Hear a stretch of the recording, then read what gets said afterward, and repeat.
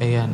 Well, nabanggit nyo rin, Kuya Mark, itong slander of deeds. Ano ba yung kaibahan nito sa oral defamation? Ang slander of deeds, same purpose, same objective, to injure the person's reputation, honor, and dignity.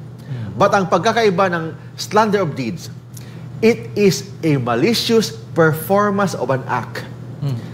Performance of an act, ibig sabihin, hindi bunganga ang ginamit mo. Action ang ginamit mo. Ang purpose, same also to injure person's reputation, honor, dignity. Ano yung mga action na ginamit mo? Ano yung Tagalog sa luwaan? Ano daw? Duraan. Duraan. Oh, Yan. duraan mo isang tao. In public, duraan mo isang tao. Yan. That is already considered as a slander of deeds because you humiliate the person. You humiliate the person. Hindi mo ginamit ang bunganga mo, action ang ginamit mo. Okay. Hindi naman sinaktan na sobra but may mga konting pananakit.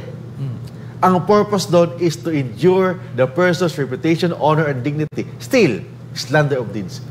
Ibig sabihin, hindi mo ginamit ang bunganga mo, ginamit mo ang kamay mo, ginamit mo ang any action, performance of an act, maliciously. Ang purpose is to injure person's reputation, honor, and dignity. You can be liable of slander of deeds. So, sa oral defamation, sa pamamagitan to ng pananalita, Kuya Mark, ang slander deeds ay sa gawa.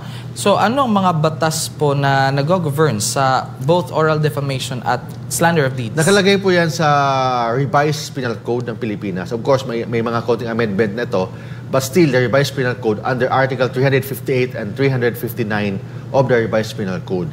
So, ito yung ginagamit na dati, Carlo, lalo na dati na wala pang internet. Kasi ngayon, yung oral defamation, hindi na masyadong pinapansin yan na kaso.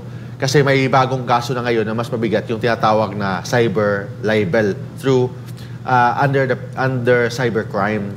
But dati kasi wala cybercrime naman kasi wala namang internet nung panahon 1940s, 1950s. So, ang common na kaso yung oral defamation, slander of deeds, but this is covered under the Revised Penal Code.